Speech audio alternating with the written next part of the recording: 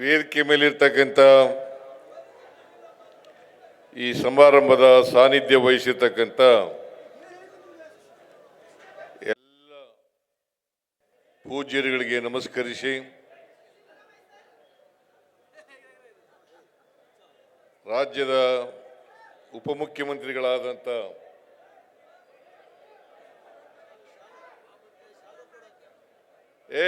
ಕೂತ್ಕೊಳ್ರಿ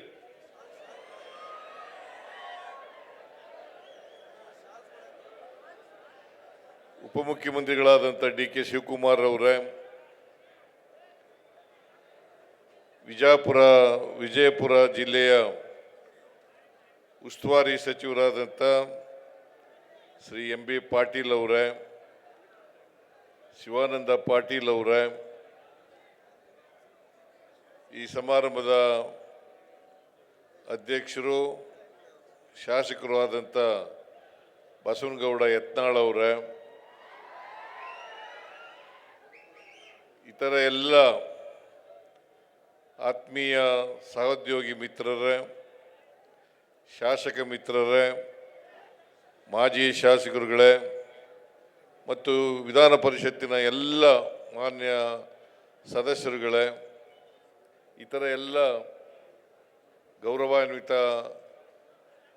ಅತಿಥಿಗಳೇ, ಇಲ್ಲಿ ಇಷ್ಟೊಂದು ದೊಡ್ಡ ಸಂಖ್ಯೆಯಲ್ಲಿ ಸೇರಿರ್ತಕ್ಕಂಥ ಆತ್ಮೀಯ ಬಂಧುಗಳೇ, ತಾಯಂದಿರೇ, ಮಾಧ್ಯಮದ ಸ್ನೇಹಿತರೆ, ಸಮಯದ ಅಭಾವ ಇರೋದ್ರಿಂದ ನಾನು ಹೆಚ್ಚು ಮಾತನಾಡಲಿಕ್ಕೆ ಹೋಗಲ್ಲ. ಯಾಕಂತಂದರೆ 4:40 ನಿಮಿಷದ ಒಳಗಡೆ ನಾವು ಈ ಜಾಗವನ್ನು ಖಾಲಿ ಮಾಡಲೇಬೇಕು. ಇಲ್ಲದೆ ಹೋದರೆ ಹೆಲಿಕಾಪ್ಟ್ರು ಹೋಗಲ್ಲ. ಅದಕ್ಕೋಸ್ಕರ ಹೆಚ್ಚು ಮಾತಾಡಲಿಕ್ಕೆ ಹೋಗಲ್ಲ. ಇವತ್ತು ವಿಜಯಪುರದಲ್ಲಿ ಸುಮಾರು 800ಕ್ಕೂ ಹೆಚ್ಚು ಕೋಟಿ ರೂಪಾಯಿಗಳ ಅಭಿವೃದ್ಧಿ ಕಾರ್ಯಕ್ರಮಗಳಿಗೆ ಚಾಲನೆಯನ್ನು ಕೊಟ್ಟಿದ್ದೇವೆ. ಅವುಗಳಲ್ಲಿ 82 ಕೋಟಿ ರೂಪಾಯಿಗಳ ಉದ್ಘಾಟನೆ, 730 ಕೋಟಿಗೂ ಹೆಚ್ಚು ರೂಪಾಯಿಗಳ ಶಂಕುಸ್ಥಾಪನೆ ಕಾರ್ಯಕ್ರಮವನ್ನು ಮಾಡಿದ್ದೇವೆ. ಅದರಲ್ಲಿ ಮುಖ್ಯವಾದವು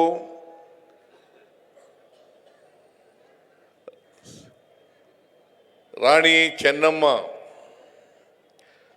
ಅವರ ಪ್ರತಿಮೆಯನ್ನು ಲೋಕಾರ್ಪಣೆ ಮಾಡಿರ್ತಕ್ಕಂಥದ್ದು.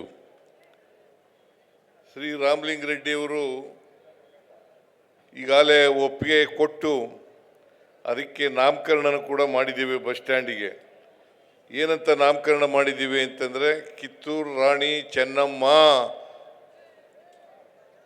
ಬಸ್ ಸ್ಟ್ಯಾಂಡ್ ಅಂತೇಳಿ ನಾಮಕರಣವನ್ನು ಮಾಡಿದ್ದೇವೆ. ಈಗಾಗಲೇ ಕಿತ್ತೂರು ರಾಣಿ ಚೆನ್ನಮ್ಮನವ್ರ ಬಗ್ಗೆ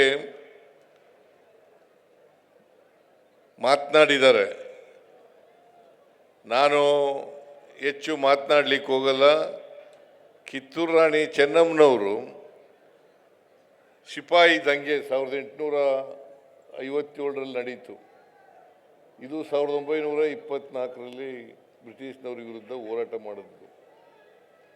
ಅಂದರೆ 33 ವರ್ಷಗಳ ಮುಂಚಿತವಾಗಿಯೇ ಬ್ರಿಟಿಷ್ನವರ ವಿರುದ್ಧ ಹೋರಾಟ ಮಾಡಿದಂಥ ಕೀರ್ತಿ ಕಿತ್ತೂರು ರಾಣಿ ಚೆನ್ನಮ್ಮನವರಿಗೆ ಸಲ್ತದೆ ಅಂತಕ್ಕಂಥ ಮಾತುಗಳನ್ನು ಹೇಳಲಿಕ್ಕೆ ಬಯಸ್ತಾ ಇದ್ದೇನೆ. ಸಂಗೊಳ್ಳಿ ರಾಯಣ್ಣವರ ಸಾಹಸ, ಕಿತ್ತೂರು ರಾಣಿ ಚೆನ್ನಮ್ಮನವರ ಶೌರ್ಯ ಮತ್ತು ಆ ಕೆಚ್ಚೆದೆ ಇತ್ತಲ್ಲ, ಆ ಬದ್ಧತೆ ಇತ್ತಲ್ಲ, ಇದಕ್ಕೋಸ್ಕರನೇ ಕಿತ್ತೂರು ರಾಣಿ ಚೆನ್ನಮ್ಮನವರು ಬ್ರಿಟಿಷ್ನವರ ವಿರುದ್ಧ ಹೋರಾಟ ಮಾಡಿ, ಛಲದಿಂದ ಹೋರಾಟ ಮಾಡಿ, ಕ್ಯಾತ್ರೆ ಅಂತ ಒಬ್ಬ ಬ್ರಿಟಿಷ್ ಅಧಿಕಾರಿಯನ್ನು ಸೋಲಿಸ್ತಾರೆ. ಆಮೇಲೆ ಎರಡನೇ ಯುದ್ಧದಲ್ಲಿ ಸೋಲು ಅನುಭವಿಸ್ಬೇಕಾದಂಥ ಪರಿಸ್ಥಿತಿ ಉಂಟಾಗುತ್ತೆ. ಇದಕ್ಕೆ ನಮ್ಮವರೇ ಕಾರಣ ಅಂತಕ್ಕಂಥ ಮಾತುಗಳನ್ನು ಈ ಸಂದರ್ಭದಲ್ಲಿ ಹೇಳಲಿಕ್ಕೆ ಬಯಸ್ತಾ ಇದ್ದೇನೆ. ಬ್ರಿಟಿಷ್ನವರು ಈ ದೇಶವನ್ನು 200 ವರ್ಷ ಆಳಬೇಕಾದ್ರೆ ಅವರು ನಮ್ಮವರ ಸಹಾಯದಿಂದಲೇ ಎಲ್ಲ ರಾಜರುಗಳನ್ನು ಕೂಡ ಸೋಲಿಸಿ ಅವರ ಅಧೀನದಲ್ಲಿ ಇಟ್ಕೊಂಡು ಈ ದೇಶವನ್ನು ಆಳ್ತಾರೆ ಅಂತಕ್ಕಂಥದ್ದನ್ನು ನೋಡಲಿಕ್ಕೆ ಸಾಧ್ಯ ಆಗ್ತದೆ. ಕಿತ್ತೂರು ರಾಣಿ ಚೆನ್ನಮ್ಮನವರ ವಿಷಯದಲ್ಲೂ ಕೂಡ ಅದೇ ಆಗಿರ್ತಕ್ಕಂಥದ್ದು.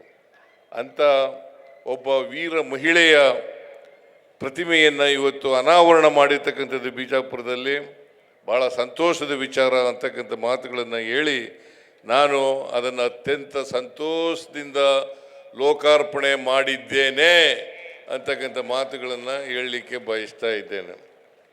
ಆಮೇಲೆ ವೆಲೋಡ್ರೋಮ್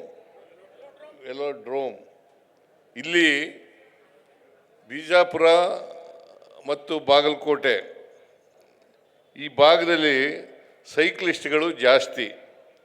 ನನಗೆ ನಾನು ಹಿಂದೆ ಮುಖ್ಯಮಂತ್ರಿ ಆಗಿರುವಾಗ ಬಿಜಾಪುರದಲ್ಲಿ ಒಂದು ವೆಲಾಡ್ರೋಮನ್ನು ಮಾಡಬೇಕು ಅಂತಕ್ಕಂಥ ಮಾತುಗಳನ್ನು ಹೇಳಿದಾಗ ನಾನು ಅದಕ್ಕೆ ಒಪ್ಪಿ ಇಲ್ಲಿ ಇಡೀ ರಾಜ್ಯದಲ್ಲೇ ದಕ್ಷಿಣ ಭಾರತದಲ್ಲೇ ಇದು ಮೊದಲನೇ ವೆಲಾಡ್ರೋಮ್ ಅಂತಕ್ಕಂಥ ಮಾತುಗಳನ್ನು ಹೇಳಲಿಕ್ಕೆ ಬಯಸ್ತಾ ಇದ್ದೇನೆ. ಈ ಭಾಗದ ಸೈಕ್ಲಿಸ್ಟ್ಗಳಿಗೆ ಅನುಕೂಲ ಮಾಡಿಕೊಡಬೇಕು ಅಂತಕ್ಕಂಥ ಮಾತುಗಳನ್ನು ನಾನು ಈ ಸಂದರ್ಭದಲ್ಲಿ ಹೇಳಲಿಕ್ಕೆ ಬಯಸ್ತಾ ಇದ್ದೇನೆ.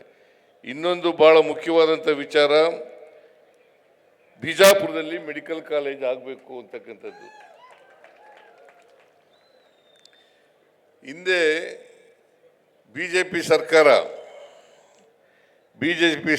PPP ಮಾದರಿನಲ್ಲಿ ಮಾಡಬೇಕು ಅಂತ ಹೇಳಿ ಮಾಡಿತ್ತು.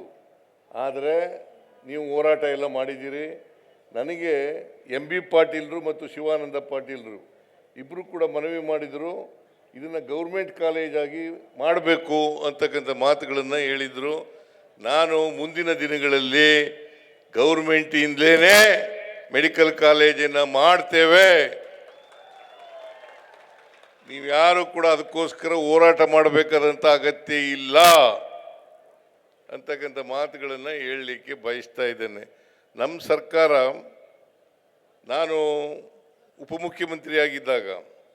ಮುಖ್ಯಮಂತ್ರಿಯಾಗಿದ್ದಾಗ ಎಲ್ಲ ಜಿಲ್ಲೆಗಳಲ್ಲೂ ಕೂಡ ಒಂದೊಂದು ಮೆಡಿಕಲ್ ಕಾಲೇಜುಗಳನ್ನು ಮಾಡಬೇಕು ಅಂತಕ್ಕಂಥದ್ದು ನಮ್ಮ ಇಚ್ಛೆ.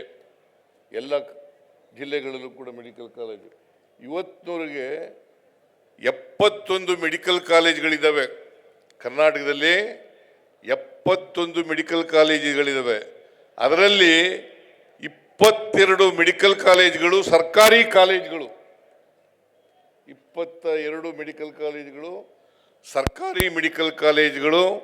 ಉಳಿದ ಜಿಲ್ಲೆಗಳಲ್ಲೂ ಕೂಡ ಯಾವ ಜಿಲ್ಲೆಯಲ್ಲಿ ಇಲ್ಲ ಆ ಜಿಲ್ಲೆಗಳಲ್ಲೂ ಕೂಡ ಸರ್ಕಾರಿ ಮೆಡಿಕಲ್ ಕಾಲೇಜನ್ನು ಮಾಡ್ತೇವೆ. ಜೊತೆಗೆ ಟ್ರಾಮಾ ಸೆಂಟರ್ಗಳನ್ನು ಕೂಡ ಮಾಡ್ತೇವೆ. ಜೊತೆಗೆ ಸೂಪರ್ ಸ್ಪೆಷಾಲಿಟಿ ಆಸ್ಪತ್ರೆನೂ ಕೂಡ ಮಾಡ್ತೇವೆ ಅಂತಕ್ಕಂಥ ಮಾತುಗಳನ್ನು ಹೇಳಲಿಕ್ಕೆ ಬಯಸ್ತಾ ಇದ್ದೇನೆ.